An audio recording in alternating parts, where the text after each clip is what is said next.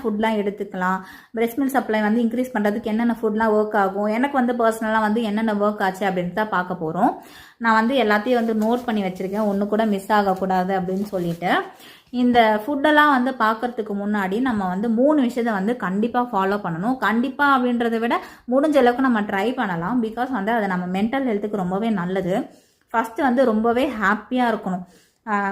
பாப்பா பிறந்ததுக்கப்புறம் அந்த போஸ்ட்மார்ட்டம் டிப்ரெஷன்லாம் இருக்கும் அப்படின்னு சொல்லுவாங்க. ஸ்ட்ரெஸ் எல்லாம் இருக்கும், அப்படியே மைண்டுக்குள்ளே அப்படியே ப்ரெஷராக அப்படியே டென்ஷனாகவே இருந்த மாதிரி இருக்கும்.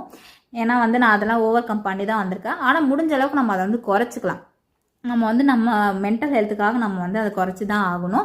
நம்ம மைண்டை வந்து நம்ம டைவர்ட் பண்ணிக்கலாம். பாப்பா வந்து இப்படியே தான் இருக்க போகிறது கிடையாது. பாப்பா வந்து வளர்ந்துட்டே தான் போவாங்க. ஸோ இப்படியே இருக்கும் போதே நம்ம வந்து அவங்க கூட வந்து நல்லா டைம் ஸ்பெண்ட் பண்ணிவிட்டு இந்த ஜேர்னி வந்து ரொம்பவே ஹாப்பியாக வந்து ஸ்பெண்ட் பண்ணலாம். பிகாஸ் அந்த டேஸ்லாம் வந்து திருப்பி வரவே வராது. நான் இப்போ வந்து ரொம்பவே மிஸ் பண்ணுறேன் என்னோட பாப்பா வந்து இப்படியே